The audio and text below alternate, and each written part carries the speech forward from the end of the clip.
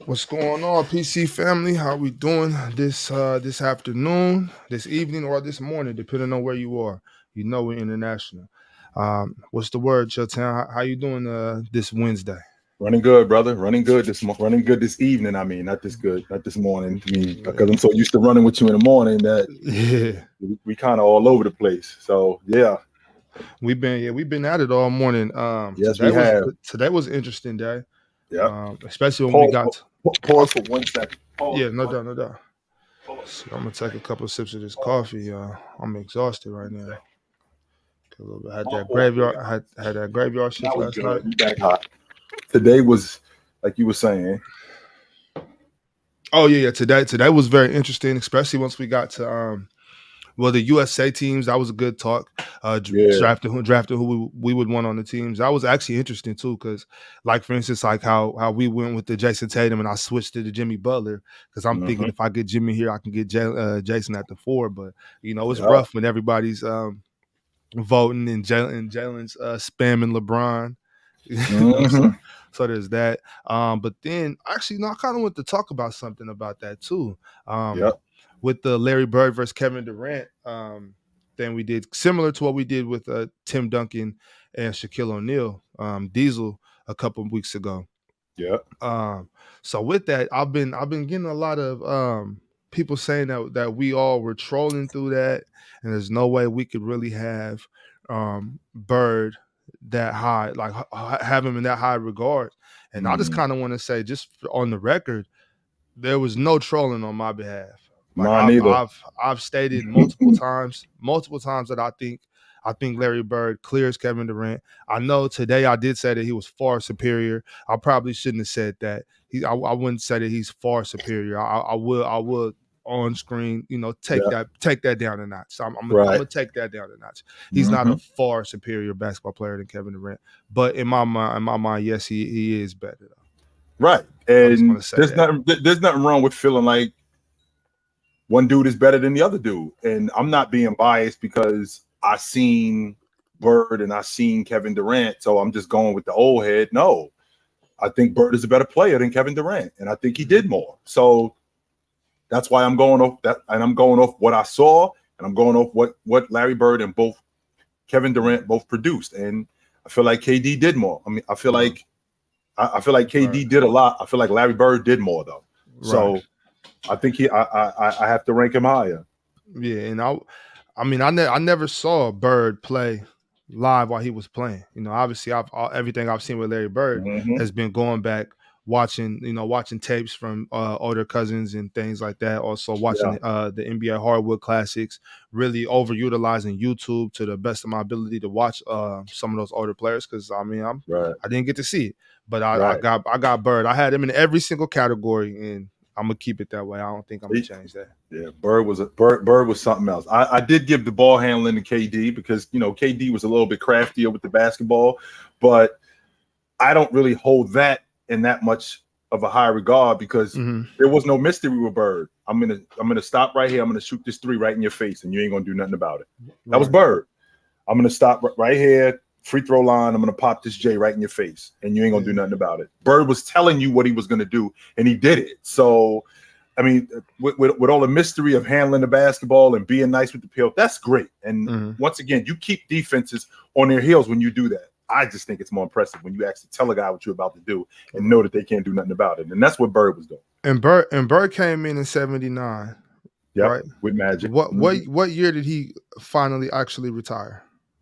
He was in 92. 92. So that Dream Team year, the season before that was his last year. Yeah. With all the back injuries and whatnot. So when did Bird start slowing down? When did he start declining from back injuries and whatnot? Was he that good all the way until 92? No, probably not, because he missed the season in 89 because of the back injury. So right around 89, 90, that's when he started slowing down. Okay. Yeah, that's he missed the 88, 89 season. And then he came back in 89 and he was still an elite player, but he wasn't what he was 2 years before that. He was clearly starting to slow down, but he was still better than most. Still. And My bad. So and what? How old was Bird when he got to the league? Because I read up on him and like some things. You know, he had situations. You know, after high school, he didn't go straight to college. Straight. You know, I heard just from watching a couple videos.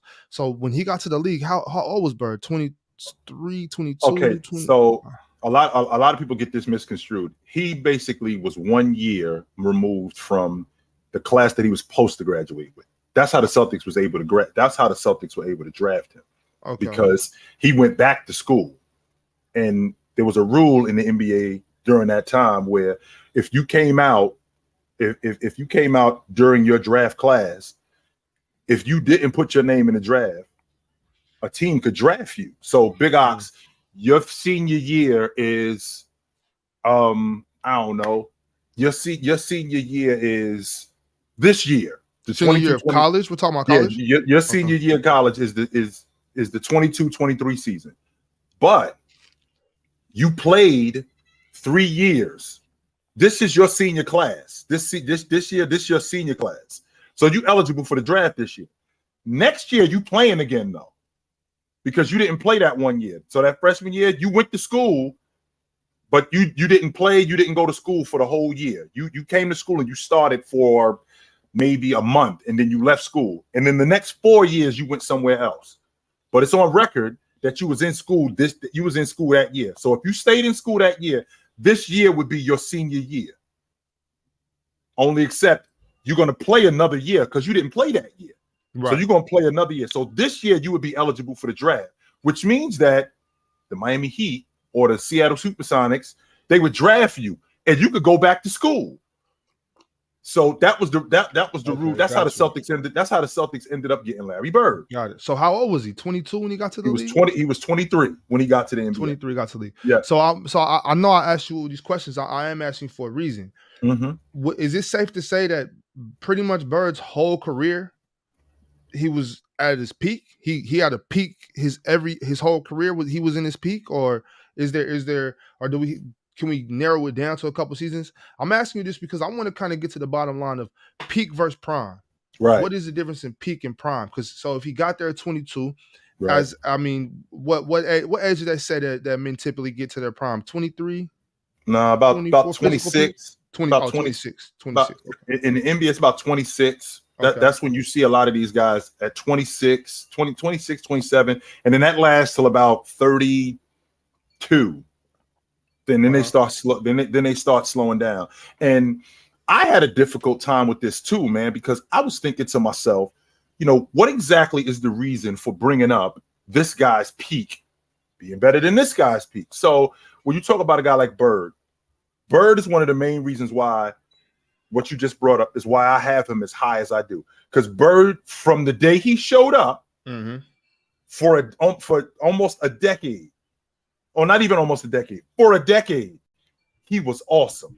Right from the beginning. He was first team All-NBA as a rookie.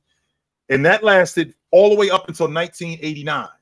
So the entire decade. So when you're talking about a guy like Larry Bird, those peak years, the prime years were 84, probably 83, 84 to 87, 88. That's 5 seasons. That was his prime seasons. Okay. And in the process of you being in your prime, there's a peak where this is as good as this prime guy is ever going to be. This part right here. So Bird's prime seasons was, I think, between 83 to 88. 83 to 88. From 83 to 88. And the peak years were probably 84 to 88. I think he went 27, 10, and 7. Right. Those years. And that's as good as this prime guy is going to. That's as good as it's going to get from this prime guy. Now, with that being said, I think that people, I think that people bring up peak players to edge out other players. I think to slight other players, Big Ox. And the reason why I'm saying that is because I don't understand exactly what the logic is. Because if you were better than me at your peak for 3-4 seasons, excuse me, but that was as long as you could do it. You wasn't better than me after that because my prime lasted longer than yours did. Right. But you had a 3 or 4 year peak where you were awesome. But I had a 7, 8, 9-year prime where I was awesome. You were only awesome for about 6-7 years. So would that be something like maybe a for like grade wise, an A for 2 years, or a B plus for 4 or 5 years, something like that? Like what would I rather have? Would I rather have a guy on my team that's a A plus, but I only got him for 3 seasons, Right. or would I take this B, Right. but I got him for 6, 7? Okay. So is that kind of what we're going, like what do we value more, and what in that situation what do you value more, Chitchat? Do you want a guy at a B for 7 years or an A for 3? I think I'll take a guy in his prime for 8-9 seasons more than I'll take a guy at his peak for 3 years, because I don't know if after them 3 years he's going to fall off a cliff. Am I still going to get something similar to what I got in his prime? Injuries could slow him down. Right. Things like that could clearly slow him down. A prime example of that would be your man, Tim Duncan. So Tim Duncan, that peak, I'm thinking his peak was anywhere between 2001. I'm thinking anywhere between 2001, not peak. I'm sorry. His prime was anywhere between 2001, 2002 to about, I'm going to say 2010, maybe 2000, maybe 2012, where I got a prime Tim Duncan. That peak was 2002 to probably 2006. I got some fantastic seasons. I got a 25 a game season, 25 and almost 13. I got a 23 and 12 season. But then for 8 or 9 years, I got 18 and 11. I got 19 and 10. I'll take 19 and 10 for a decade, and an elite defender and an anchor on defense. I'll take that for 10 years over a guy that's giving me 3 years. And then after those 3 years, I'm not getting something that's nearly as productive. I'll take that over that. I will. So I think that when I think about a guy's peak performance, this is probably the best he's ever been. 1992 J. A lot of people tell me that's 93 J because he averaged more points. I don't think that it was 93 J. I think it was 92 J simply off the strength that his game, and not only his game, where he was in his game at that point, how he viewed the NBA game. His mid-range was at its best. Not only was his mid-range at its best, him as a defender, his basketball IQ. I feel like that year in 1992, that was peak Jordan. That was as good as he gets. Now, like I've mentioned this to you in the past, Big Ox, there's stretches where you'll probably get some better seasons from a guy, whether a guy averages more points, whether a guy averages more rebounds. You'll probably get that. But a peak person, that 1992 Bulls team, I personally think that was the best team Jordan was on. And the reason why I think it was better than that 96 team is because the mentality was different. That 96 team, they were trying to get back to the mountaintop. Right. Not only were they trying to get back to the mountaintop, they were doing it with completely different players. Jay and Scotty was the only 2 dudes on that crew that was on the first three-peat team. That 92 squad, that team was at the mountaintop and made it clear, y'all better get used to seeing us because we're going to be around for a while. So I think the way that they played basketball in 1992, I think Jay's game, I think that was peak Jay. So I feel the same way about guys like Tim Duncan, like 2000, maybe 5. That I feel like that could very well be peak Duncan. Or 2003, that could be peak Duncan. Where in the middle of us trying to get to where we're trying to get to, you got to get used to seeing us because we're going to be around for a while. And I'm the reason why we're going to be around for a while. So, so just kind of to get your complete stance on this. Are you saying that we should more so value a person's prime as opposed to those peak years in their prime? I love the peak years. as in comparison, yes. Like if we're comparing players. Right. Yeah. And the reason I'm not saying value them more, what I feel like is going on is I feel like those prime years are getting excluded because a guy's peak was better than another guy's peak. It sounds like it's slighting the other guy. Yo, this guy's peak was better than this guy's peak. Does that mean he was better? Because I think we completely leaving out how long this guy's prime was. I'll bring up James, for example. You may you may say, Big Ox, Shaq had a better peak than James. Shaq from I'm going to say 98. Shaq's prime, I'm going to say 1996. I'm going to say 96, 97 up until probably 03. No, I'm going to go further than that. I'm going to go 06. I think Shaq had a 10-year prime. In them 10 years, I think peak Shaq was 99 to 2003 Shaq when he won the 3 NBA championships. I think that was as good as Shaq had ever been. Now, what I don't want to do is I don't want to leave out his prime years. Yeah. Right? His prime years, which is, again, 1996, 97 to 05, 06. So we're talking 9, 10 seasons. I don't want to leave those years out. James, on the other hand, because James, I think his peak seasons was, I would say 12 to his peak seasons. Would it be 12? Would it be 12? Some people will say 12 to 16. Bron's I'm thinking peak? some people will say 12 to 16. I'm thinking to myself, what about the dude in 18? What about the Bron has such a wide peak. That's what I'm saying. Like, what about the dude in 20 who led the league in assists and averaged 25 a game? What about that guy? He never did that before and finished second in the league in MVP votes and had COVID not shut the season down. I think he would have won the league MVP. Was that the only year Bron led the league in assists? Yes, that was the only time he had ever done that. So that was amazing. Defensively in 2018, he was still awesome. Defensively in 2020, he wasn't as good, but he still was good defensively, right? So when you're talking about a guy's peak as opposed to a guy's prime, James's peak was probably the same, almost the same as his prime, as opposed to some guys where your prime supersedes, your prime outlasts your peak. I'm still awesome in my peak, and that's 3-4 years. But my prime, like Bryant, for example, Bryant, if I had to say off the top of my head, Bryant's prime, he probably had a 10-11 year prime. 10-11 year prime where Bryant was definitely that guy. However, those peak years for Bryant, I'm going to say 03 to probably 08. Oh, okay. I'll say 03 to 08. Maybe 03 to 08. I'll say is Bryant's peak years. That was as good as it got with him. But this is what I wanted to ask you. This is what I meant to ask you actually a few minutes ago.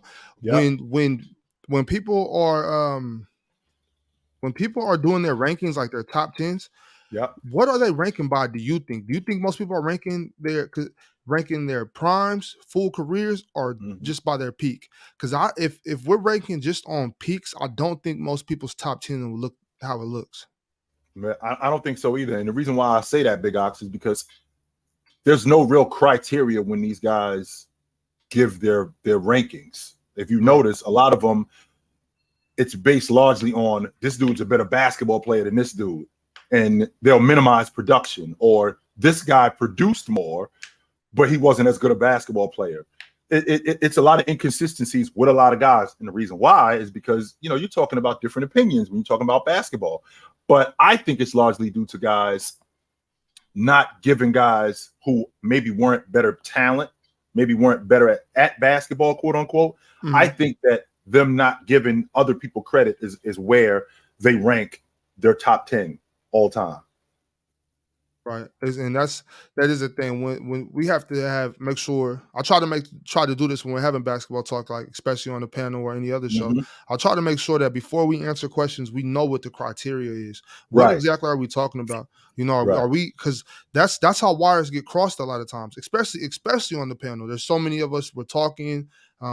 Somebody might say something. It might, a lot of things get mixed up. Sometimes we get a little trolling. Sometimes we get a little upset. Sometimes it's, somebody's not taking it serious. And then wires get crossed because we're not actually talking about the same thing. So when we do these ranks, it'll be a whole lot easier. Yeah. I do got a couple of guys in the back. I want to pull up and see if we can get some takes on this prime and peak conversation. It's a real interesting conversation, though, to be honest with you. It is. Yeah. I feel like it's a real interesting conversation because there hasn't really been, any, I don't think, solidarity in it. At least not what I've heard. I hear a lot of people talk about guys' peaks And I think, and when I hear them talking about it, they'll talk about it to slight another guy. And what that suggests to me is, are you telling me that this guy, because he had a better peak than this guy, does that mean he's better than him? Even though this other guy, his prime was longer than this other guy. Tim Duncan is a prime example of that. Mm-hmm. Random guy, you want to go? What's up? Random guy, you go first. Go ahead, and I'll go after I thought the prime versus peak conversation, I think it's very easy to define. I think people just kind of move it to suit whatever argument that they have. Mm-hmm. I think the easiest way, you use LeBron. I just use Tom Brady because it seems like I can use him for everything. Mm-hmm. So I think Tom Brady's peak was 07 to maybe 12. 07 to 12, because obviously that's when he got Randy Moss and Nate. It's crazy. His best years, obviously he went to Super Bowl twice, but he never won. Right. But he did have peak years, like for instance, 2018 when they lost in the Super Bowl to the Eagles. Tom Brady was a monster that year. That's the reason he won the MVP, and plus his second season with the Bucks was another peak year in my opinion. But I think your prime is, for every athlete, is around the same. Maybe you could say for Tom Brady he extended it, like LeBron extended it. But I think when you're talking peak years, I think you can have different peak years, like you say, Tom Brady. I think for maybe because I've been watching more LeBron footage, like 20 was a peak year for him, even though he was more of a facilitator than he was like scoring the basketball, even though he did definitely score his fair share of points. But that's what I'm thinking, that I think that's how it is when you come to what is it, prime versus peak. Right. Yeah. For salute OG, salute Big Ox, salute random guy. For me, for this conversation, OG, because I see you got a certain topic going on, so I'm gonna say we go. I told you I'm gonna catch you about this Curry, not a point guard. We can talk about that another day. But I think this prime versus peak. What you saving it for, SB? Bring the ruckus. We can do it. Okay, let me stay on subject first. Then I'm gonna bring the ruckus for that. Okay, when it comes to prime versus peak logic, it just really depends on what you accomplished during that time, and how good is you and how impactful you was on the game of basketball. Because you could get, like, if a guy had a nice prime, but another guy had a peak for like 3 years, but he got multiple MVPs and 2 rings instead of a guy who had a 7-year prime and couldn't get out the first round. I think you're probably gonna appreciate the guy who accomplished more with the trophy case, where he got rings and he got MVPs or accolades, but a guy who didn't accomplish nothing, but he was great longer, don't mean nothing to me. So I think it's about the work you put in for me. Fair point. Right. So kind of like what KG was doing in Minnesota, where he was making the All NBA. He was great, but he had nothing to show for it. He was making. Well, he did. He was making the All NBA team. He was making first team All League defense. He was one of the best power forwards in the game. The problem was that he was losing in round 1. That was the problem. It wasn't resonating. I think that's what I meant in terms of success. Was that obviously those things, but obviously to hoop heads like y'all will see it because that's something you can. That's something that y'all recognize. But then when you go to somebody like me who's obviously learned about the game, or even a super casual, is like, okay, but he's losing in the first round, or where's the hardware that to support the dominance that you're talking about? It also depends, but then you also have to take it to logic, like what's going on with their team. Injuries happen. Like that's the problem that sometimes that a lot of people do, especially in the basketball world. They'll take context out the whole situation, just be like, oh yeah, he lost. But the whole time his starting point guard was gone, got injured the first game, and then the whole series changed the dynamic of everything. But how many people are really going to put in that kind of context though? I mean, that's depending on who you talk to, that's a very it depends on what the subject is, because sometimes people are like manipulate stuff just to win an argument instead of just really having like a decent basketball conversation. Because everything we go through now with especially basketball is, oh yeah, I cooked this person, I cooked that person, instead of just having a normal conversation. You can have a heated debate without trying to like, oh yeah, I cooked you. And that's the problem that we have. I can say basketball wise. Right. I could y'all, since y'all here, I got this super chat. I would like everybody to input on this. It's a start bench cut. Okay. It's from Markevian Black. Markevian Black. My bad, bro. So it says better prime, KD, Larry, Dominique, start bench cut. I'm gonna start with you, Chitchat. That's easy. Start Bird. As much as I want to keep Dominique, I'm gonna start Bird. I'm gonna bench KD. I'm gonna cut Neek. And the reason why I'm gonna do that, because Bird, the regular season, those things manifested themselves with the league MVPs, winning 3 straight league MVPs, and then it translated over into the playoffs where during Bird's prime, they were in the NBA Finals 4 straight years. In the process of them being in the NBA Finals 4 straight years, they won it twice. He was the Finals MVP twice. KD, before he got to Golden State, those 9 years, his prime, KD showed up in 07. I think KD's prime started probably around 10. I'm going to say around 10, maybe 11. In that time, I believe he led the league in scoring. His team was making deep runs into the playoffs. He won the league MVP, got to the NBA Finals. Nick was chasing Jordan all of them years as the scoring champ. And he never really was going to win the league MVP simply because Bird was there, because Jordan was there, because Magic was there. That was never going to happen because he wasn't as good as those guys. KD was arguably, you could make an argument at one point that KD was the best player on the planet. You can make an argument for that. I could never make an argument, even though Dominique Wilkins is my favorite player of all the players that I watch. Jordan, James, Dominique Wilkins is my favorite player of all time. I can't make an argument that Dominique Wilkins at any point was the best player in the NBA. I can't do it. Yeah. For me, because I think better prime out of all of them first part, I got to give it to KD. I think KD, where he was on that Warriors turn like from the prime stretch of that. But I think, like OG was saying, that I think when KD was on the Warriors, I think he was arguably the best player in the league. You could definitely make a case for that. Start bench cut. I'm gonna start KD because of the playoff transition. And we can also keep it a buck that Dominique had the least help out of everybody on this list, but it's still about the work you put in. So I'm going to start KD because just as good as he played during the regular season with the help, he can transition to the playoffs too, and I've seen it. Larry Bird kind of dropped off a lot of times, as you can say. Then I'm a bench Larry, and then I'm in his prime, in Bird prime, he dropped off? Not really, no, but compared that's to what we're KD, talking about here. That's what we're talking about. But compared to KD, it didn't happen as much though. That's what I'm gonna say. To me, in my opinion, I don't think it's happened as much as it did with Bird for KD. Wasn't we were talking about this in the chat before you brought us on, Chill? Wasn't Larry was doing? He's a very blue collar guy from Indiana, but wasn't he doing like housework, like hard? That's how he screwed up his back. He was building the driveway for his mother. So we didn't even get to see his full prime. How long do you think a prime usually lasts, Chill, in your opinion? I've seen guys. Olajuwon's prime was a decade. If Jay didn't quit, I think Jay would have led the league in scoring 10 straight years. I think that he could have very well done that. Larry Bird, had he not screwed up his back, he had an 8-9 year prime, right? We're talking about guys who your prime, because we're playing in a league today where the guys are a lot younger, so they enter their prime a little earlier because they've been in the league a little bit longer. But when you're talking about guys back then, they entered the league 21, 22 years old. So they started entering their prime like around 26, 20 around year 4, year 5. And that went on from age 26 to probably like age 32, 33 before they started to slow down. And then and then they got on the other side of that hill. But in this game, in the game today, a guy's prime can last 12 years. And back then, right? Back then, like Olajuwon, you got 10 prime years out of Olajuwon. You got 10 prime years out of Shaq.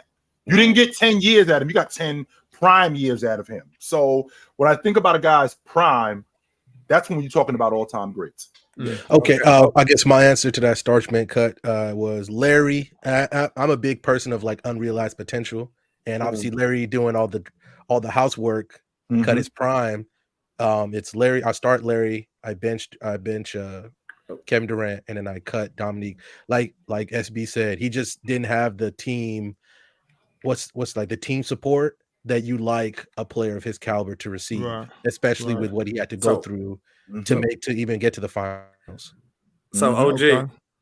So all right, let's get to the meat and potatoes of what I want to. I feel I got something too. I need to ask the case you made for Steph Curry not being a point guard. I think you're being disingenuous with it, because at the end of the day, because I heard your logic that you was harping on the 10 assist thing, and I don't think 10 assists don't necessarily take away from you being labeled as a point guard. I think Curry still do. Everything else that a point guard does, because he still run the sets of the offense. As much you try to give Draymond credit that he always ran the ball, Draymond really was the primary ball handler in transition. Every time they had to set the offense up in the half-court set, Curry always ran the ball up. Now, don't get me wrong. When he give up the court, he might do that handoff, then go off a screen to Draymond, but he's still running the plays. And I think, with today's era, as long as you're an extension of the coach, I think you should be labeled a point guard, because your job as the point guard is to do what's best for the team and execute what the coaches want done. Because I think you can't label our position. Because now my thing is, like, when you look at a small forward, right? And you expect the small forward to be the secondary playmaker and everything like that, right?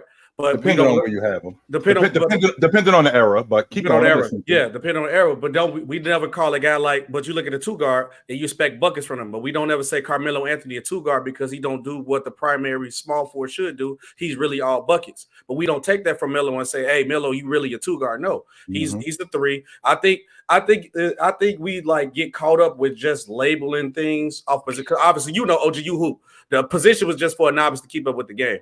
And I just think that calling Curry a combo guard because he's doing what's best for the team, and he also has done stuff as a point guard, because he was top 5 in assists once, and I think he was top 10 in assists twice.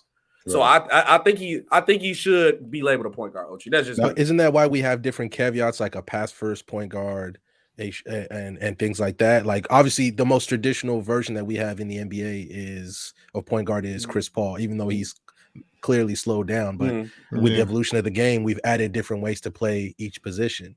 So I see where, especially if Chill, you were obviously I didn't see what you was talking about, so I'm only taking it from what SB has said. Maybe were you looking at it from maybe like a traditional point of view from how you've grown up watching the game?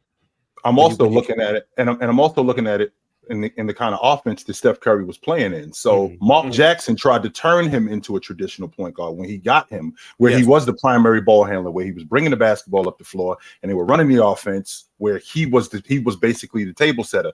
Well, that didn't happen once Steve Kerr showed up, because now what he did was he implemented something which was similar to the triangle offense that he ran with Phil Jackson, and also what they were doing in San Antonio, where there was a lot of ball movement, a lot of action off the basketball, a lot of guys moving. So there wasn't Steph Curry was not the primary ball handler. More, he played off the basketball, and they were looking for him more in the offense as opposed to him being the table setter. So he did at times set the offense. He did at times get guys involved. But when I think about a traditional lead guard, who my job is to get everybody else going, and then I'm gonna get going. Once I get going, then that's just going to be a combination of everybody else. And for a guy like Steph Curry to average 6 assists, I mean, that's that's a little more than an assist a quarter. You're not really getting guys involved in the game more than they're getting you involved in the game, which means that either you're playing off the basketball or you're a score first guard, which would make Steph Curry, in my estimation, more of a combo guard than a lead guard in the John Stockton and the Isaiah Thomas and the Magic Johnson and the Oscar Robertson and the Mark Price and Chauncey Billups in that kind of setting. Right. But that's my point, OG, is just like, but he's the extension of the coach, whereas like, okay, we are benefiting more because Steph Curry has the ability to be a point guard and do everything like that, but it's beneficial to us to win. So make sure you come out here and execute the game plan. I still think you should get credit for just as being a PG, even though like we got to accept the fact this era is different. It is. Everybody do more. Jokic does more, or Giannis does more. LeBron, because I think we get caught in the anomaly of LeBron James, that a guy that could do everything. I don't think everybody shouldn't be put in that category of that.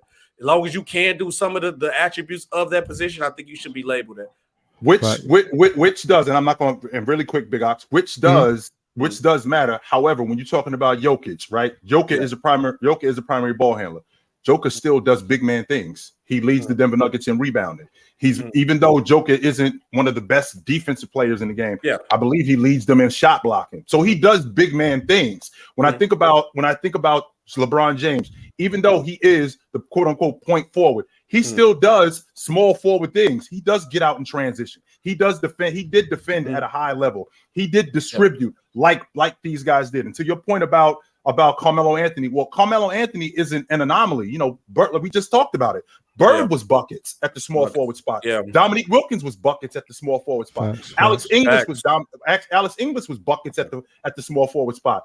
Elgin Baylor was buckets at the small forward spot. I can keep going. So it's not necessarily just a guy who's just a slasher. No, we're adding to that, but you still do small forward things. And for me to look at Steph Curry as a lead guard, I expect him to do lead. I expect when you talk about him, like you talk about the elite lead guards, I expect him to do elite lead guard things like they do. But OG, he just don't lead the team in the stats, but he still run the offense. He still gets assists. He still put guys in position. I done seen him make plays off for Clay, even with Poole or Wiggins or Dre. I don't think it's Dre is the only person making passes for the team too. I think Curry does. He don't lead the teams. Is the stat sheet don't show truly how Steph Curry is a nice point guard. That he does. I think he does do the things too. He's just more elite at scoring and shooting. And at this point in time, his team needs that. That's just me. Yeah, that's a good point. But fellas, we got to move along. I had one question I can't random guy. We got to catch one. We got to catch you on Saturday, bro. Just make sure you click on that link as soon as I'm in Denver. I'm following on them things Fluent told me. So I'm gonna see y'all. All right, bro. Yeah, I'm in Denver, getting a little busy. Got to represent. Absolutely. All right, man. I appreciate you. All right, absolutely. Man.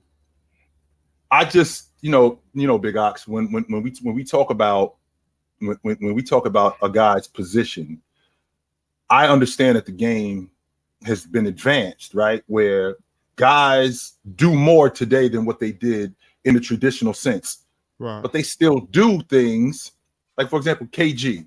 Right? KG was an extension of Malone, right? KG was an extension of what the power forward was back then, but he still did the dirty work stuff. He still cleaned glass, right? He still defended at a high level, even though KG stepped away from the basket and he was able to knock down the perimeter shot, right? Even though KG was getting out in transition, he was handling the basketball, things like that, which is something that was almost, it wasn't a lot of guys who was doing that. Barkley did it.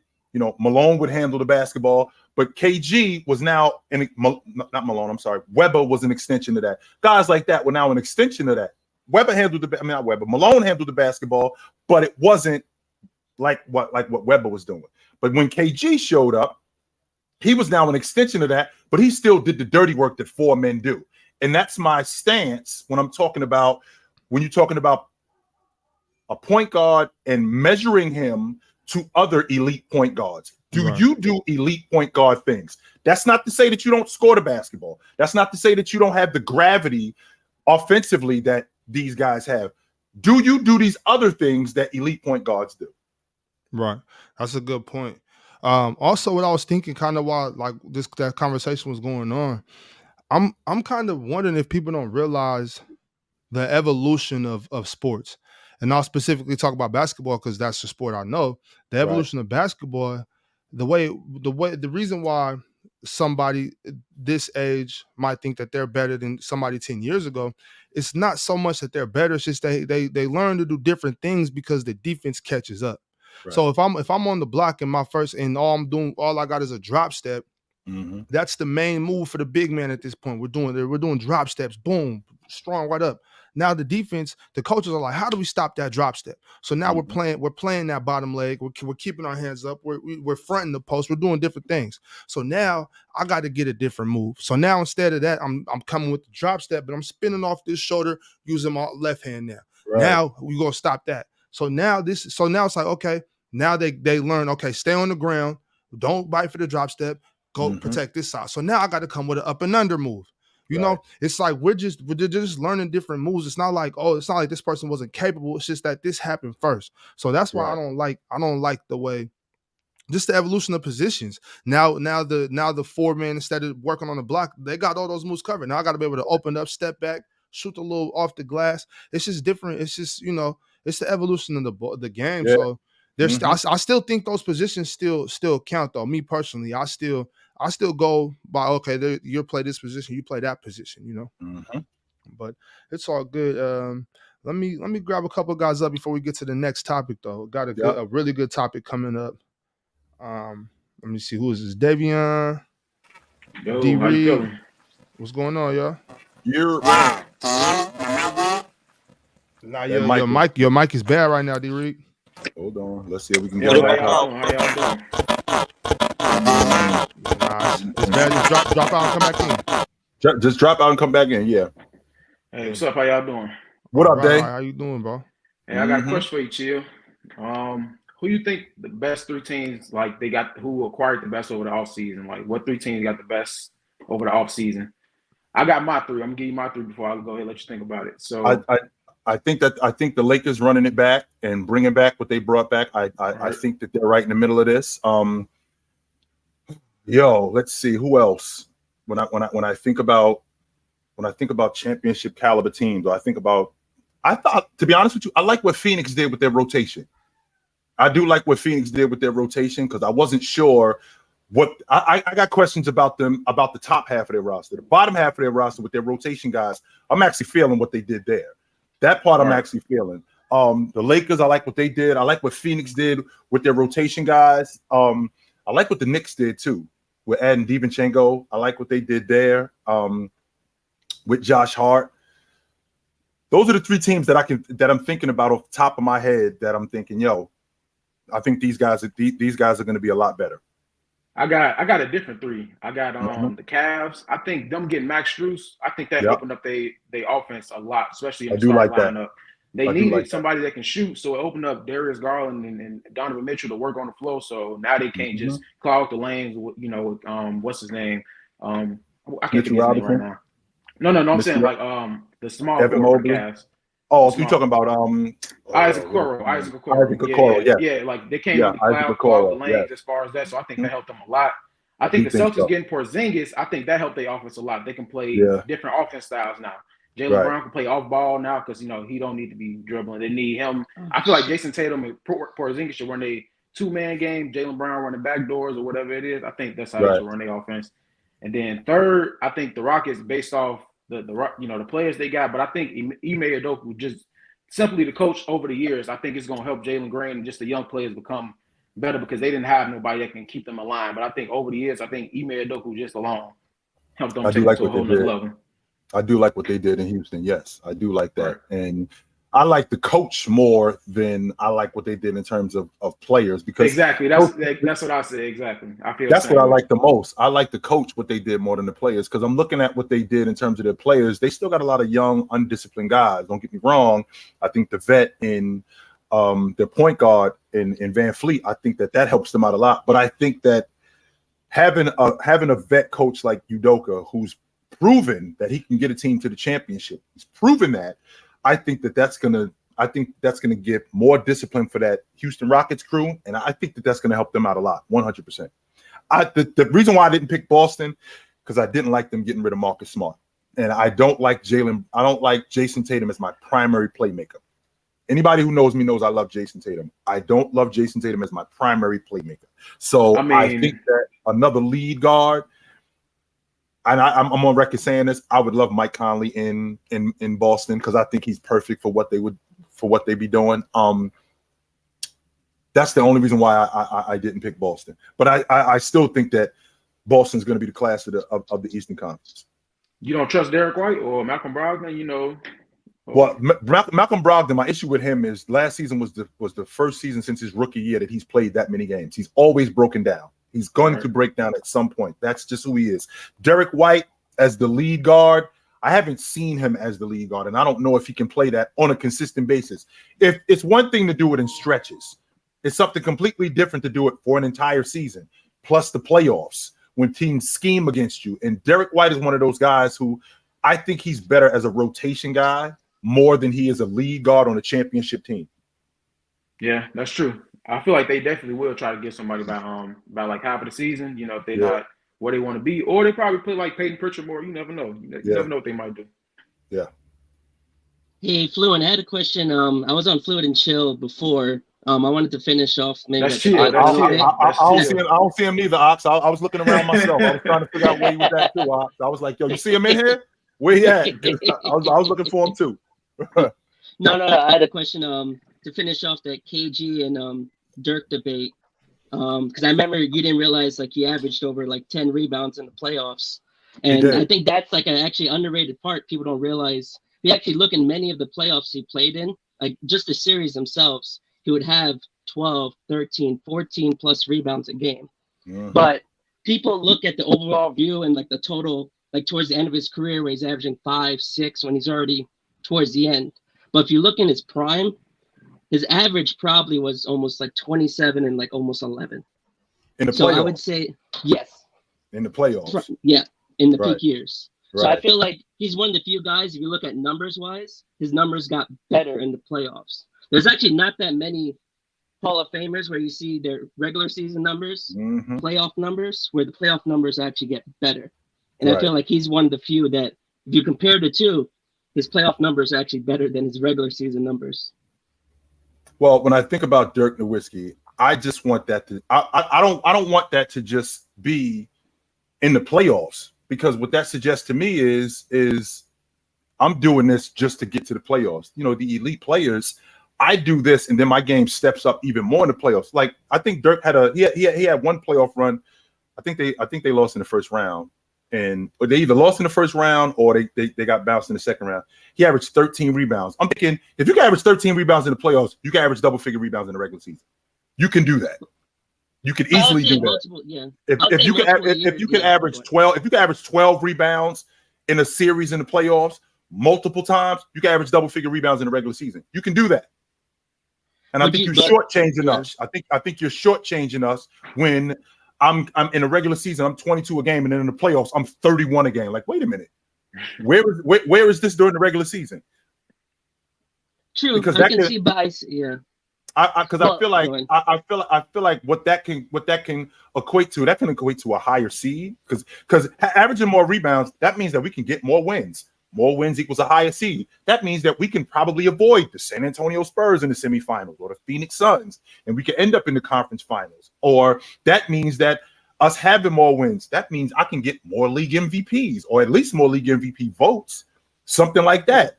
I don't want to shortchange you by saying that I'm 8-9 rebounds a game because I'm preserving myself for the playoffs. No. Mm-mm. Well, I would say too, looking at like when you're saying higher seeds, if you actually look during his prime, it was literally only the Spurs that had a better record. And for a long time, if you're in the same division, even if you had the second best record, you were forced to be a 4th seed. So like many years, if you look, the Mavericks were actually 1 or 2 games or sometimes tied with the Spurs. But then they were forced to be the 4th seed because the division winners were ahead of them. That was actually probably up to like 2006, I believe. It was after that Spurs Maverick I think playoff series when it should have been like the Western Conference Finals. But I feel like most people also, I think, remember Dirk just in that 2011 year. So they see like his older, slower self. I think people don't remember, like, especially in 2002 when he faced off, no offense, Ox, against KG in that series. Like KG couldn't stay in front of him in that series. Like if you actually watch that whole series, and it wasn't like, I know people always say KG didn't have help. But in that series, Billups and Wally Zerbiak both had 20 a game too. So it wasn't just all KG in that series, but they still got swept. So I feel like people forget about Dirk's actually ability to get past people. They just look at like the 2011 Dirk. I think that was 2003, if I'm not mistaken. Yeah, 2002. 2002. So that was 2002. And Chauncey Billups. That was Dirk. Dirk wasn't really there. I think that was Dirk in like year 3, something like that. He was young. Yeah, he was young. Yeah, that was Dirk in like year 3 or some nonsense like that. He hadn't even become Dirk yet. He still was becoming that guy. I don't want to be a box score merchant. I will not do that. But it was wild numbers. I mean that don't get me wrong. That Dallas team, I'd like to think that they were better, because Steve Nash did outplay Chauncey Billups in that series. And people will look at the box score and go, well, Steve Nash only averaged like 14 or 15 a game, completely leaving out what Steve Nash did in terms of getting other guys involved in the basketball game, getting himself involved in the basketball game, how they sped the game up and played faster. But ultimately, whenever I talk about guys in the playoffs, I talk about matchups, but in the end, it ultimately boils down to my best player is better than your best player in the playoffs. Yes. Particularly in the playoffs, it boils down to my best player is better than your best player. Can your best player outplay my best player? more than likely, when that doesn't happen, you're going to lose. Yeah. Good points. All right, fellas. Well, I appreciate y'all pulling up. We're going to keep it moving. Got a couple more topics we'll get to. All right, y'all. All right. Yeah, it's good topics, good questions. Before we go any further, we do have some new members I would like to shout out. Starting with Mr. Fuego, who became a YouTube member. Also, Ty Gotti became a YouTube member. Welcome to the show, brother. Joe Snow became a YouTube member. Welcome, Joe Snow. Big Lynn is also a YouTube member. Appreciate you. Zudo, YouTube member. Rico 45 and Markevian Black is member for a month. We appreciate all of y'all support. That's a fact.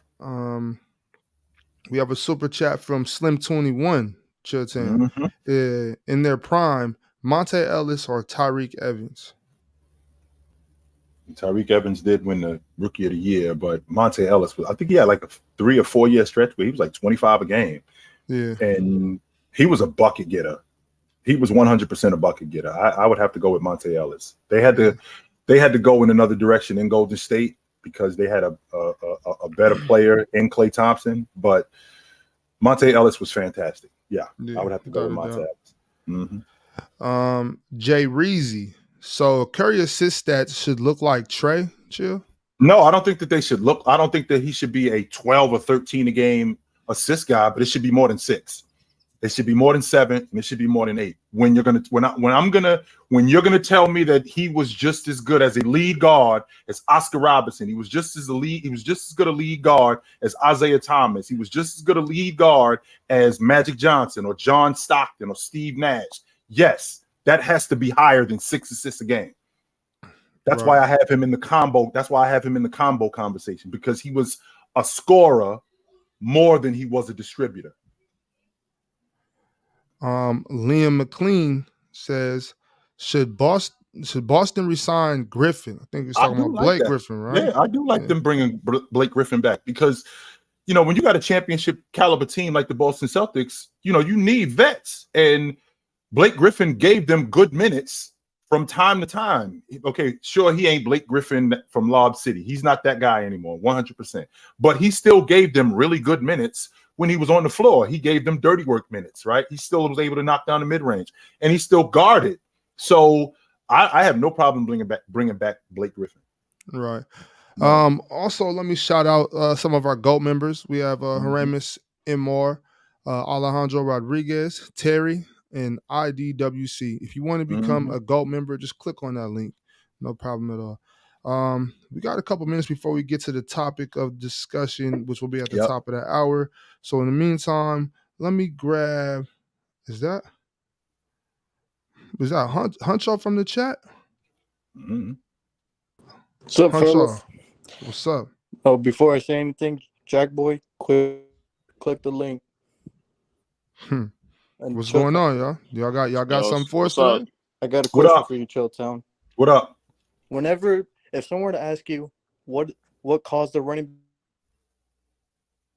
I think we lost him. Yeah, we got a bad mic, Huncho. You one good? More time. My bad. You said all I heard was whenever. If someone were to ask you what happened to the running backs and what's causing this issue, what happened to the running back? The quarterback in the pass game is what happened to the running back, and them not being as rough with the quarterback as they used to be. So now he could stand in the pocket and he could throw more. Not only can he throw more, wide receivers, adding a slot receiver to the game, involving the tight end more. So the guy who is going to run for you for 10 years and he's going to carry the football 25 times a game for 10 years, that guy is gone. He no longer exists. So he's gotten phased out by the spread out offense and multiple positions now being implemented in the offense. Plus, the running back on average, I believe his career is 3 years in the NFL on average. And I'm not going to pay a guy like Zeke Elliott, right? Why am I blanking on the running back? Went to Georgia, played for the Rams. He was on their crew when they went to the Super Bowl. Gurley. That's him, Gurley. So Gurley lasted 5 years. And these guys, I'm not gonna be able to pay them top dollar when they don't last as long, and the offense isn't predicated around them like it used to be. So, like, people to an extent, Leonard Fournette. I think that dude did not live up to them expectations. Leonard Fournette, out of shape, can't be. He's basically just a third down running back. We need to convert this, get on in there. In a short yard, and not just the third down. He a goal line running back too. And then, so even our top guys, Mike, we were saying that CMC, Saquon too now, like they're afraid to pay him. I think that Zeke got over. I think that he got lucky. I think that the Cowboys definitely overpaid for him. He was a guy that they were running the offense through, and it was working, actually. It wasn't like it was something that wasn't working. I think that the Cowboys was something like, I think they had like 1 or 2 losses when Zeke carried the football 25 times. Problem with Zeke was in the same category with Leonard Fournette in terms of holding up. He was one of those dudes who he did show up to camp out of shape a couple of different times. Not only did he show up to camp out of shape a couple of different times, he wasn't the runner that he was the next year. It was almost like he fell off a cliff. So when he got paid, that was it for him. He was over. Emmanuel, you got anything? What's up, brother? Yeah, what's going on, guys? So there's a lot of talk I've heard on the panel talking about the big man era from like the like from 2010, 11, and 12 to like 2016 not being the best era of bigs. So in your opinion, what era do you think is the worst era of big man? The worst era of big man?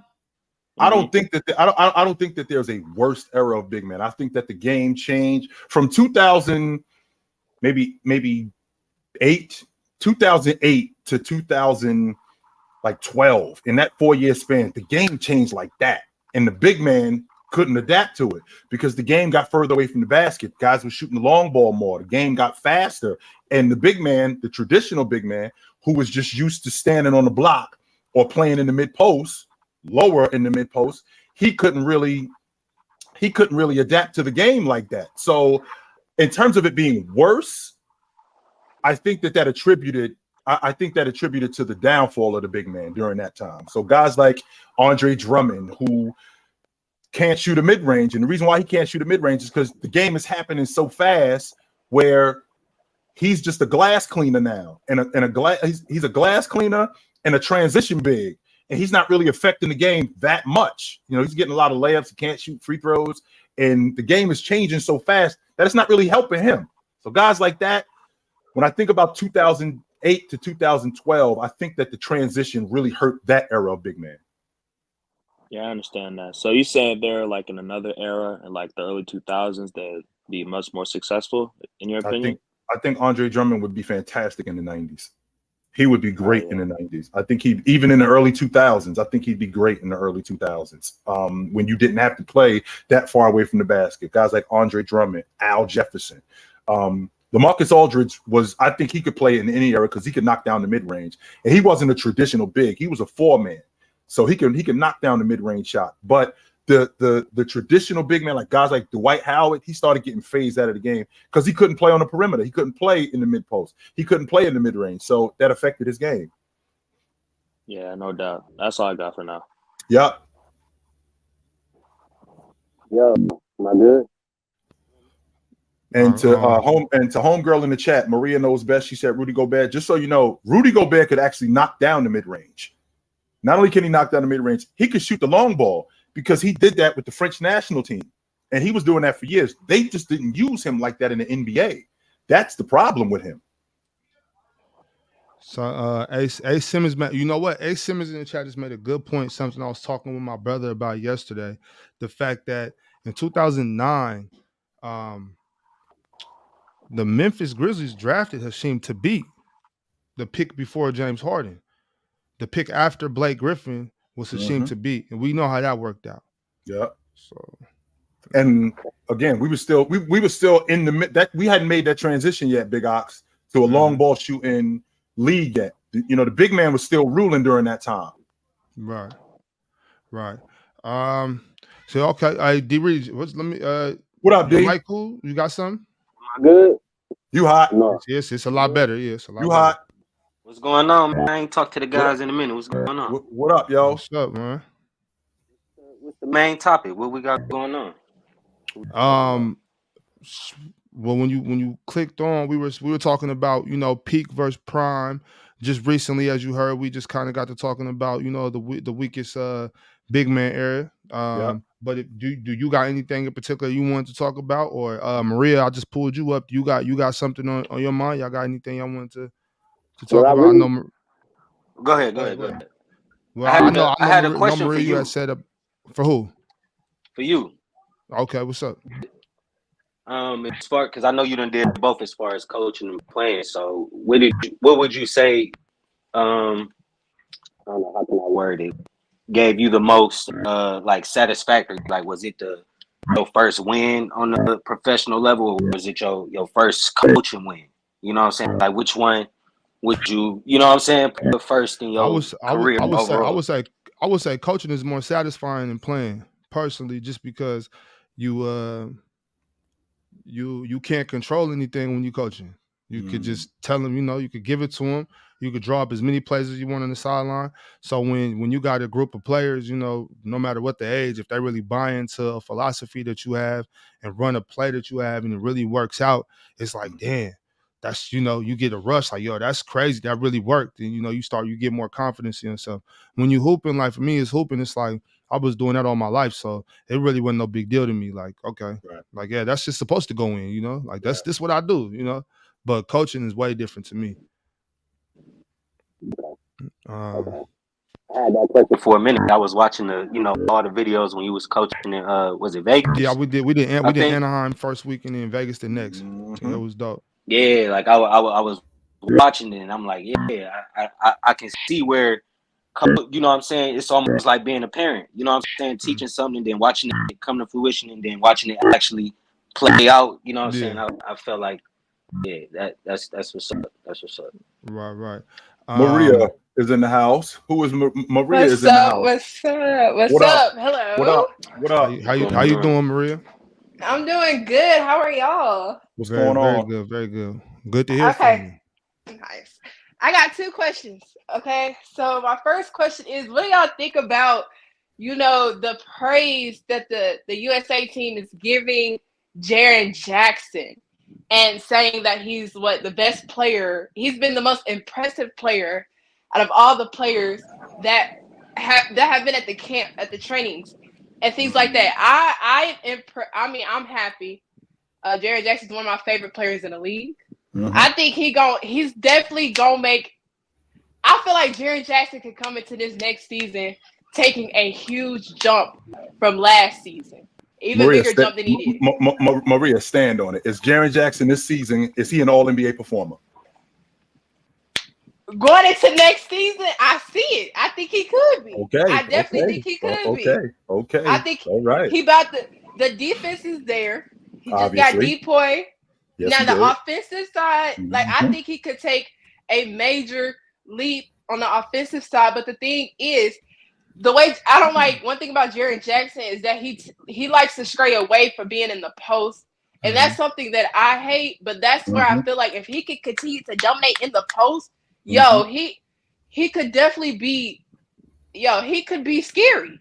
Are you talking about offensively dominating in the post, like getting the basketball on the block and playing in the mid post? Is that what you're talking about? Yes, sir. That's exactly what I'm talking about. Well, the reason why that's going on is because that's what the game is today. The league has tricked the big man into playing further away from the basket. So if you notice, Jaren Jackson is at the long ball line. Jaren Jackson is stopping, popping in transition instead of running right to the rim, because that's not really what the big man does as much.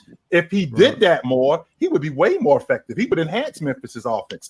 Defensively, it's there. He does need to clean up some things. He fouls a lot unnecessarily, which gets him off the floor. That's his main problem for real. Yeah, he fouls a lot unnecessarily, and because he fouls a lot, that gets him off the floor, which hampers their defense. Now, remember too, Steven Adams is their primary glass cleaner.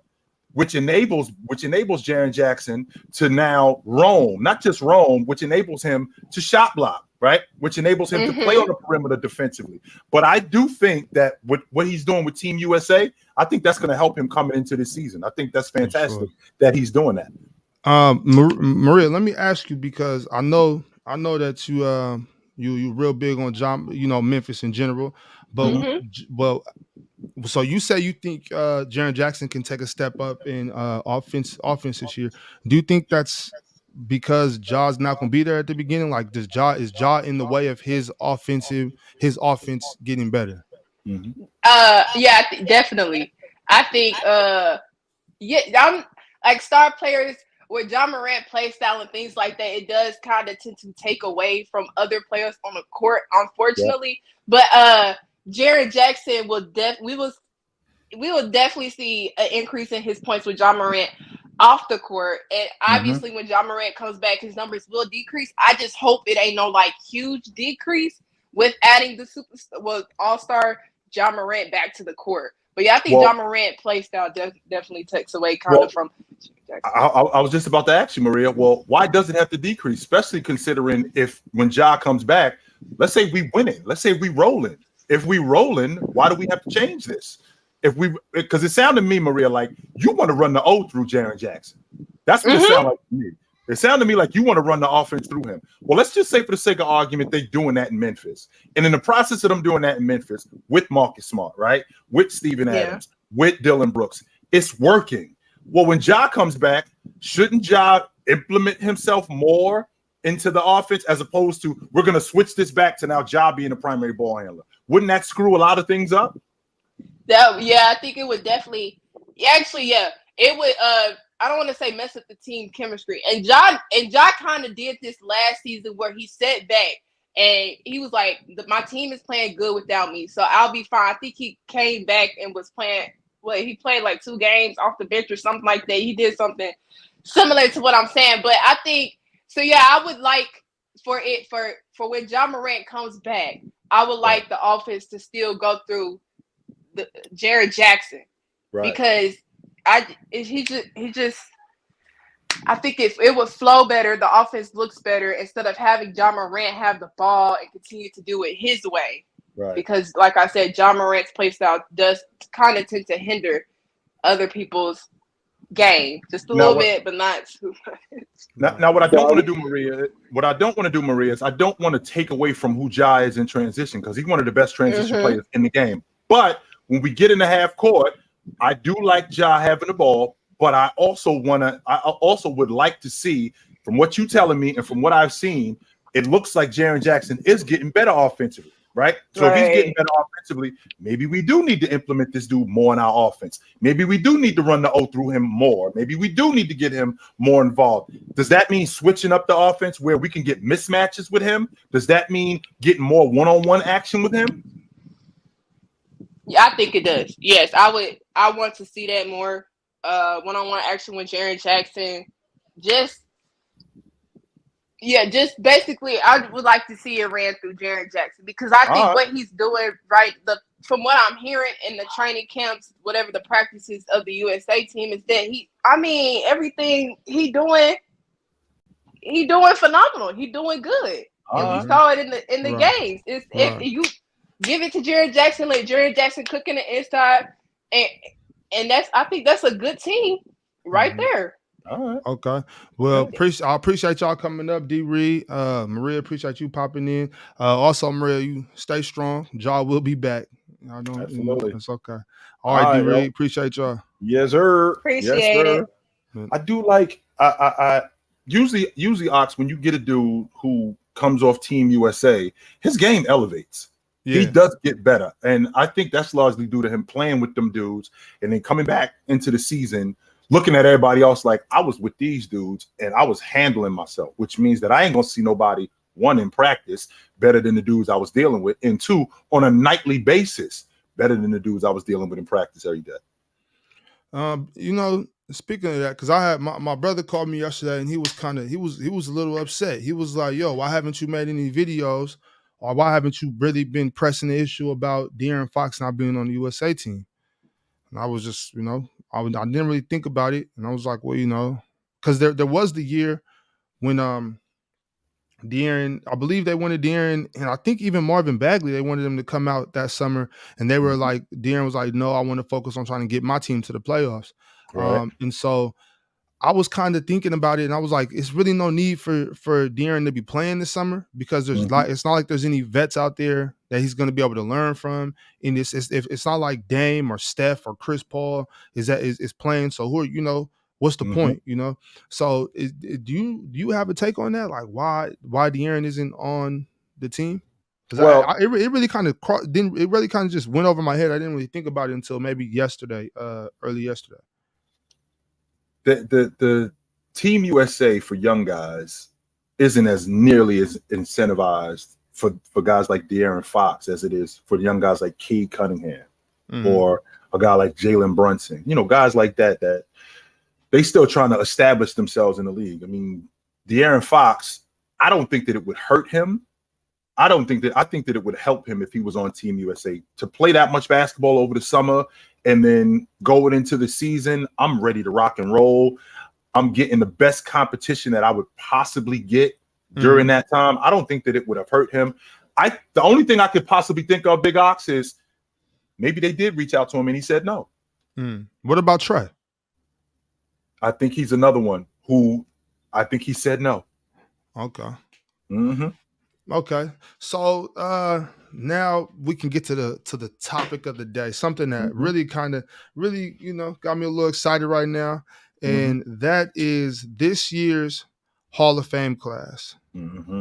So we have Dwayne Wade, Dirk Nowitzki, Paul Gasol, Manu Ginobili, and Tony Parker. Yeah. I think that's a heck of a draft class, Chitchat. What do you think about it? So too. I think it's fantastic to think about these guys making the Hall of Fame. And, you know, you got a lot of people who scrunch their face up to, you know, what the Hall of Fame is. But, I mean, this is 5 guys. That's it. 5 guys made it to the Hall of Fame. And these 5 guys are the class of the Hall of Fame. Dwayne Wade is, I think he's cemented as the 3rd best shooting guard in NBA history behind Jordan and Bryant. And what he did in college, taking that Marquette team to the Final Four that hadn't been to the Final Four in over 25 years. And for him to take them on a deep postseason run, for that Miami Heat team and Pat Riley to look at him and go, that's my team, that's my franchise player. I'm building my unit around him. And for him to deliver the way he did for all of those years, and for him to play at the level that he played at when the guys that were running around during that time were running around, and for him to still play at that level, 100%, he's a first ballot Hall of Famer. I also look at Manu Ginobili, who, in my estimation, I think he's the best rotation player in NBA history. And there were some guys who were fantastic as rotation players. Mark Aguirre was a great rotation player. Vinnie Johnson was a great rotation player. Manu Ginobili is making an all-pro team as a rotation player. And not only was he making an all-pro team as a rotation player, we also talking about a guy who took his team, Argentina, and won the gold medal. That hasn't happened since he did that, right? So I definitely, in the process of that, him winning NBA championships, you can make an argument that he was the finals MVP in 2005. I think it was Tim Duncan. I think that was the best defense that's one of the best defenses that the NBA had ever seen. And Tim Duncan was a 20-12 guy against that defense. Right. He was fantastic. Dwayne Wade, Manu Ginobili. I'm a big fan. I'm a huge fan of Pau Gasol. A lot of people, whenever I hear people saying Kobe Bryant was the only one that won 2 championships without a top 75 player, talking about Pau Gasol like he was just good. When Pau Gasol was a top 5 big man in the game when that was going on. He was a top 5 big man in the game when that was going on. He was the FIBA Player of the Year twice in back-to-back seasons. He was an all-pro. And he was leading up to that. Don't get me wrong. Bryant put the battery in his back, which is necessary, right? Which is necessary. And Bryant put the battery in his back, not in the aspect of him telling him, I'm going to kick your ass. No, it was positive more than it was anything. He was looking at Gasol with the energy of, these guys can't cover you. Right. Nobody out here can cover you. You the baddest, you know what, on the floor. Go after these guys. And if Gasol is hearing that from Bryant, He like, well, damn, maybe I am that guy. And when you're running with somebody like that, it just gives you so much more confidence, so much more confidence. And Gasol was fantastic. Even when he left Bryant and when he ended up in Chicago and he was on the other side of his prime, he still was making the All-Star team. He still was making All-Pro teams. I think Tony Parker is the quote unquote weakest of these guys, but Tony Parker was still, I think even if he's the weakest of these guys, he still was an elite guard during his time. He made the All-Star team a number of different times. He made the All-Pro team when Russell Westbrook, when Chris Paul, when Chris Paul, when Darren Williams, when these guys were running around in the NBA. He was an All-Pro when Jason Kidd was running around in the NBA. He was making the All-Pro team, and he was leading the league in points in the paint. During that time, he's a Finals MVP, won the NBA championship 4 times. I mean, we talking about it. We talking about a pro in Tony Parker. I got no problem with him being in the Hall of Fame. No problem. I really dig this class. Yeah. I don't think it's any question. I really enjoy this class. Was there any possible snubs? Maybe somebody that should have been on the Hall of Fame prior to this who's not making it for another year? You got anybody you could think of? Nobody that I thought of. And I will say I'm still waiting why Kevin Johnson is not in the Hall of Fame. He's got similar numbers, if not better numbers, than Tim Hardaway. He was an All-Pro numerous times. In the process of him being an All-Pro numerous times, it translated into playoffs, right? So with that being said, I'm surprised why Kevin Johnson has not been up for being in the Hall of Fame, because he was fantastic. He was absolutely fantastic. Kevin Johnson not being in the Hall of Fame is criminal. It's nothing less than criminal. How does that work, Chitchat? So if Kevin Johnson, if they were like, okay, we're putting him in this year, 2023, does that mean Tony Parker would have to wait till next year? Yes. Okay. Well, yeah. So if that's the case, that's the snub right there. I feel like Tony Parker should be waiting until next year. And Kevin Johnson, and that's no knock to Kevin Johnson. It's more, no knock to Tony Parker. That's more so Kevin Johnson should have been here a long time ago. So Tony, you just got to wait one more year. We got to take care of this, because that's an error. That's an error. So about what I wanted to do with this Real quick, Big Ox. Big Ox. Nick Tri-State said he had off-the-court issues surrounding him. Nick, just so you know, Karl Malone, when that logic about what he did, he was still in the league when that came out, and he was still a first ballot Hall of Famer. So I just want to put that on your mind. Oh, okay. So just a reminder, we are talking about Dwayne Wade, Dirk Nowitzki, Pau Gasol, Manu Ginobili, and Tony Parker. So I wanted to see, where does this draft class stack up against the top 5 draft class, top 5 draft classes. These are the top 5 draft classes according to Bleacher Report, not according to me. Chilltown didn't make this list. I'm not sure if he agrees with the list, but these are not the list that we made. These are Bleacher Report's lists. Let me get that out there. The honorable mention was the class of 1995. You know who that was, Chitchat? The class of 1995. Well, just the main. The main guy was Kareem Abdul-Jabbar. Jabbar showed up in 95. The class of 79, which was Wilt Chamberlain's class. The class of 2018, which was Jason Kidd, Steve Nash, Ray Allen, Grant Hill, Maurice Cheeks. Those are the honorable mention draft classes. That's the honorable mention. Now we ain't even get to the actual 5. We ain't actually. Wow. Oh yeah. Those are the honorable mentions. Those are the dudes that ain't even make the cut. Okay. Those are the draft class honorable mentions. That was 95, 79, and 18. Right. The number 5 draft class is 2016, which I'm sure you know, is Shaquille O'Neal, Allen Iverson, and Yao Ming. Yep. Zelmo Beatty.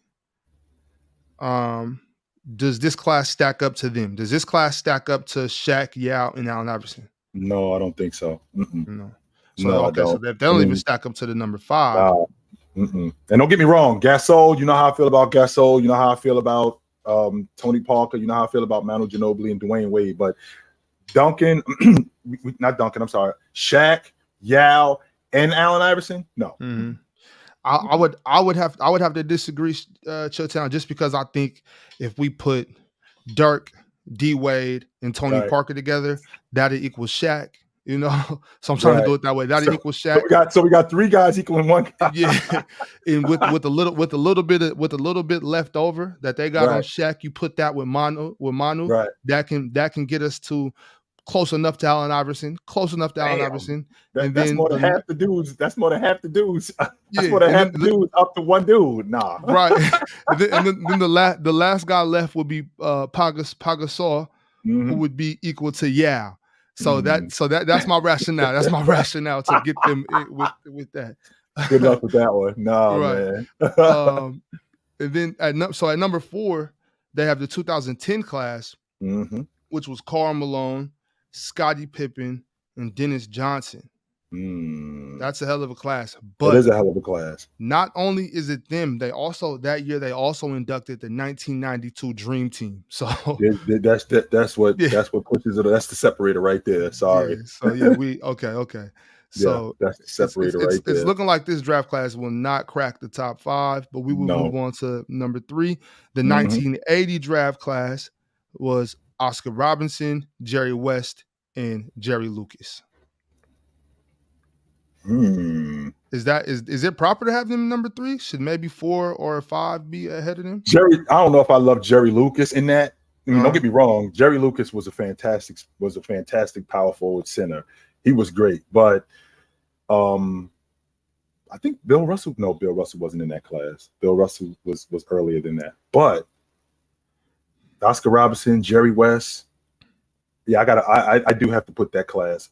It depends on who else. But I gotta put that. I gotta put them over Dwayne Wade and Dirk, and I do. Well, this 2020 draft class is crazy.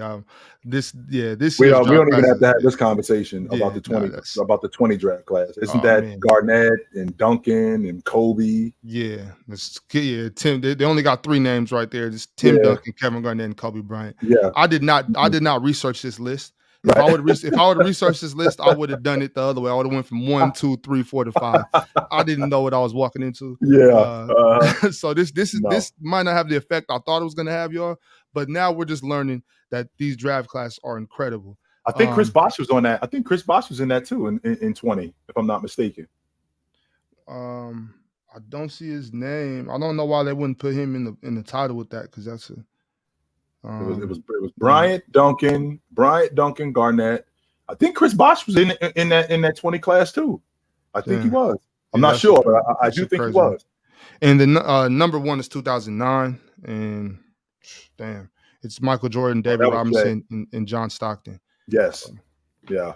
So there's been some great draft class, but I do think that this year's draft class will probably be a top 10 draft class. I mean, not draft class. I'm sorry, Hall of Fame class. Yeah, okay. I really like it. I really like it a lot. This 5. It's exciting to see. It's crazy to think that Dwayne Wade is already in the Hall of Fame, and LeBron James is still out here averaging 20 plus per game. He's still playing. LeBron's still out here averaging 20 plus, and D Wade is in the Hall of Fame now. Yeah, already. That's incredible. That means that Wade been retired for at least 5 years or 4 years. He's been retired, and James still playing. Still playing, and arguably a top 10 player in the league. That's like he averaged 20. What did he average? 30 a game last year? 29 a game last year. Still. God, I need y'all to let that soak in. Damn. I need y'all to hear that. Just let that soak in. But okay, so I'm gonna grab some guys up, see how they feel about this draft class. We'll talk about it a little bit. We got Hall of Fame class. This Hall of Fame class. Yeah. Yeah, I'm sorry. I keep saying that. No, you good. Get more Superchats. Yeah. All right. What's up, y'all? We got Tex. We got Bobakai. How y'all doing, man? What up? What's up? I love it. I love that Hall of Fame class. I love to see that Manu got in. I saw a YouTube video saying that Manu shouldn't be in, and I thought that was ridiculous. But happy to see that Manu got in. He might be if you're ranking international players. One of the greatest. Rajuan, Dirk, Giannis, Sabonis, Arvydas Sabonis. Yep, Arvydas Sabonis. Joker. I don't know if I can name 10. players better than Ginobili in terms of international players. I don't know if I can name 10 of them. I know I can't. We did this before. I can't name 5. This is just a name that I know. Detlef Schrempf? Yes. He wasn't better than Ginobili. Oh, okay. Well, and he was awesome. He wasn't better than Ginobili. No, am I good? You hot? Yeah, you good, Tex? What's up, bro? How you feel about that Hall of Fame class, bro? Yeah, I mean, Chill gave a great synopsis of those guys, man. And to be fair, like I think we have to put a lot more, especially on Paul Gasol, man. I think he was able. A lot of people didn't. He was in Vancouver. He was in Memphis. He went through the trenches, right? And he was very, very skilled. And I think he does. I don't think Kobe wins those two without him. You know what I mean? I think with his skill set, the IQ was there. I think once Kobe was, I think what Kobe really enjoyed, Chill, was the IQ. Yeah. I don't need to explain to a big man how to. You know what I mean? I think he had probably a harder time, pulling Bynum along. But I think with Gasol, it was very seamless. You know, they was able to speak Spanish, different languages. They're well read. Yeah. You know what I'm saying? They were on the mindset of just loving the game from the technical aspect, right? Mm-hmm. And from then on, it was just smooth sailing. So I agree with you. I think we have to put a lot more stock into what he was able to be that support for Kobe. Because I think honestly, if Gasol doesn't go there, everybody said that was a steal, right? And we're looking at Kobe Bryant completely different. The all of those things would say, you really needed Shaq. Those statements would have been true. Those things would have been, you know what I mean? So salute to him. And also Tony Parker was very underrated too. I think that's the guy, like you said, points in the paint, that beep. I mean, between him and Leandro Barbosa, they was just back and forth eating the paint. You know what I mean? The fastest guys, teardrops, jump shot, and then when his jump shot started clicking, oh my goodness, that mid-range, he had that finals run where he was hitting everything. So yeah, salute to those brothers, man. Like you said, Tony Parker to me is probably the weakest of them, but I still want to get Bob Dandridge. I think Bob Dandridge definitely deserves a Hall of Fame. Another guy, I think, and I might be biased to it, but I believe that we cannot talk about NBA history without talking about Rasheed Wallace. I think Rasheed Wallace is a Hall of Famer for sure. A lot of people think that three to the dome came from Melo, but Rasheed Wallace brought that 3 to the dome on the Knicks for sure. And then Melo did it in remembrance to him. But yeah, I'm a Rasheed Wallace. That's my guy. I think he would have been like the prototypical big in this league for sure. Karl Malone is on record saying Rasheed Wallace him and Kevin Garnett are the two toughest dudes he had to go against. He on record saying that. 100%. I do have a question for Cho though. Just to think, who do you believe that Tatum is going to be a Hall of Famer? On the path? Do I think that Jason Tatum is going to the Hall of Fame? I do. I think he's a Hall of. But when his career is over, I think he'll be a Hall of Fame. I do. First ballot. Okay. He continues on this path for sure. Mm-hmm. Yeah, all NBA. Barring injuries, injuries. Of course. Everything's smooth. He's gonna make multiple all NBAs, multiple All Stars. Might even win an MVP. Like, yes, absolutely. Yeah. Okay. And I expect a championship too. That's actually too much. I expect a championship from that Celtics team. That's actually too much. I don't know. What's asking too much, Tex? What's asking too much? A championship. They've made it to the conference. No, they about to run the NBA for the next 5 seasons. All right, now we're just saying it. Now, Ox is convinced of that. Ox is convinced of that. Hey, listen, me and Ox have had this conversation. Ox is convinced of that. He gave me the logic. He gave me the logic. If they don't win 2 rings in the next 5 seasons, they're a failure. That is a failed franchise if they don't win 2 rings in the next 5 seasons. Wow. I say 1, but it's, with $500 million on the line, between those two players, 2 rings in the next 5 seasons, or it's a failed franchise, bro. That's a fair point. I did have a question for Chill. What coaching? Who do you think is on a hot seat, or you wouldn't want to be the coach of that team this upcoming year? Phoenix. You don't want to be Frank Vogel? Phoenix. That's the one job. That's the one job where if this goes the other way, let's say that Phoenix gets bounced in round 1, he's fired. Right. Absolutely. Immediately. I don't want to be Joe Mazzulla. I don't want to be Joe Mazzulla. He is fired. Because if I don't make it to the conference finals, I'm done. If I'm Joe Mazzulla, so Joe Mazzulla might be done before that, bro. Why do you think they hired Sam Cassell? Let the Boston Celtics, by the time we get to January, right? Let's say we get to January and they 500. He's out. He's done. Yeah, absolutely. He's out. He's out. Let me ask you a question then. But with that being said, Joe, what markers are you looking for in between as far as your star player development within that time frame? Like, what are you looking for within the first 20 games in the Celtics? Let's say if you're the GM or you're the brass, like regardless of wins and losses, let's not use wins and losses as the barometer. Right. Let's use like from the whole totality aspect. What are you looking for? Like what I'm looking for more than anything, because even though Marcus Smart is gone, we still have Jaylen Brown, we still have Jason Tatum, we still have Robert Williams, we still have Derek White, right? And don't get me wrong, your guy in Grant Williams, another glue guy, is gone, but you still have that core there. So what I expect is at minimum for us to still be at the top of the Eastern Conference. We should not start the season 6-5. We should not start the season 10-7. Oh, you're coming out the game rolling. You should be at the top. I'll say something after. We should still be at the top of the Eastern Conference. Now, there's some kinks that we need to work out, but that's what the summer is for. That's what training camp is for. We should not fall off a cliff where we're talking about the end of December, January, where we're in 5th place or we're in 6th place and we don't have any injuries. No, that should not happen. What I'm like, my big thing with Boston is if I'm the GM of Boston throughout the first 10-15 games, I'm looking closely at how Tatum is as a main ball handler and seeing how good the offense looks under him. I'm like Malcolm Brogdon, Derek White, has Jaylen Brown improved as a ball handler? Like, I'm looking very closely at how the offense looks because, of course, Marcus Smart is no longer there. That's the guy that's been running the offense and getting guys in their spots over the past few years. And now he's gone.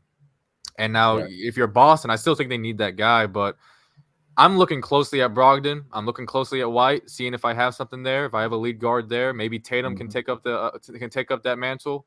I think he's improved as a playmaker, but that's what Boston really needs to be paying attention to throughout the first 10-15 games. But I agree with Chill. They should easily still be like a top team in the East.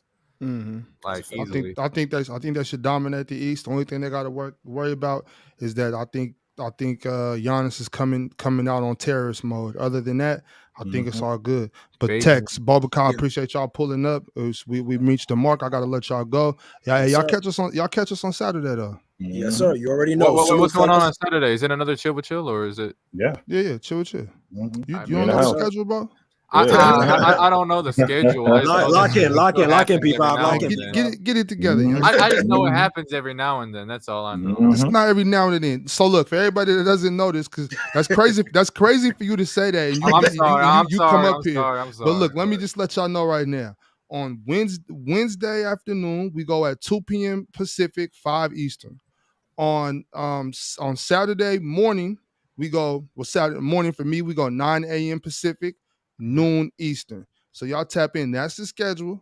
All right? It ain't every now and again, man. Y'all. My bad. I do want to say this though, Joe. I agree with you. I think, well, I don't know if you said this, but I heard along the lines you were talking about the Trae Young thing. I think Trae is doing a disservice to himself. The best thing for him, in my opinion, is the off ball in his game, and I think playing with that much talent would have forced him to get already situated with that. You know what I mean? Like it would have forced the ball out of his hand. He would have been. Yep. So I think that is doing a disservice for him. Fox, a little bit. I'm with you. It's kind of like a win. Like you don't really need it, but I think Trae Young, you kind of doing a disservice. We don't need you doing podcasts with Gilbert Arenas, bro. Like get in the lab, get in your off ball. You know what I mean? Yeah. I'm with you. Salute, fellas. Salute. Yeah. All right, Tex. Yes, sir. Yes, sir. Cool. Yeah, that was good stuff. If he asked to play on the Olympic team, they would have put him on. Who, Trae? Yes. Yeah. Okay. Yeah, I believe that they would have put him on. Does that mean Tyrese stays on? One of them dudes got to come off the crew. Whether it's Jalen Brunson, Tyrese, one of them dudes got to come off the crew. If Trae Young asked to play on the Olympic team, if he said I'm in and I'm down to help build this national team, they would have put him on. I do. I think Trae Young should be in over Jalen Brunson. I think Trae Young.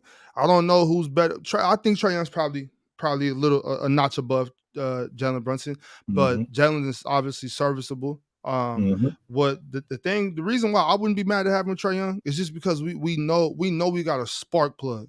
You know, at any time we might be down. I don't know, to any team. It could be any team. I don't know. It could be Australia. You know, we might just be having a slow game. Anthony is not falling for Anthony Edwards is not falling for BI, you know, and Trae Young might just be the one to come out. Okay, I got a quick 4 threes that'll get us going.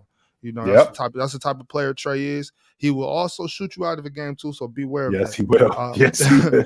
I do got a couple super chats for you, Chitchat, and then we'll go ahead and wrap it up. But for Markevian Black, he has a start, bench, cut. start, bench, cut. Nash, Chris Paul, Westbrook, Curry, and John Stockton. Just ask me who my top 5 point guards are, Marquavian. It's just that simple, because this right here, starting Stockton, because essentially what you want me to do is you want me to put all of these guys in order, right? You want me to put all these guys in order. I don't have Curry as a point guard, so I'm not going to put Curry in this category. I don't think Curry is a better player than John Stockton. John Stockton is a better point guard than Steph Curry. So with that being said, I'm starting Stockton. I'm benching Nash. I'm benching CP3. I'm benching Russell Westbrook. That's simple. Okay. Straight to it. Let me see. From Edward Aleo. Mavs signed Derek Jones to a 1-year deal. Luka seemed to have all the pieces for a good team. Will people finally hold him to superstar standards? Well, they already hold him to superstar standard, number 1. Number 2, I love Derek Jones. I think he's going to be fantastic in Dallas. With their transition game, how fast Kyrie Irving plays, how fast Luka gets that offense going, I think that they're going to be great. I think he's going to be great in that system. I love that. 100% I do. I think Dallas has done the what they needed to do this offseason. I hope they give Rashawn some minutes. I think him, Grant, and Dirk will bring a different level of toughness to the team. I mean, they got all the firepower they need with Kyrie and Luka. So we'll see what happens. You know, we'll see what happens. I hope they are. Luka looks like he's in shape right now. So you know, hopefully he can maintain that. But I mean, I hope they play good unless they're playing against us. But all right, well, I think we'll wrap it up there, Chilltown. Yes, sir. Great show. Appreciate everybody that came through. Everybody that jumped on the panel. Everybody that was in the chat, commenting, being active on the show. We'll see y'all in the morning, but we'll see y'all on Saturday. Yes, sir. Love yourself. Love yourself. Drink water. Put on a suit. Don't drink and drive. Take it light, but take it. All right, we'll see y'all soon.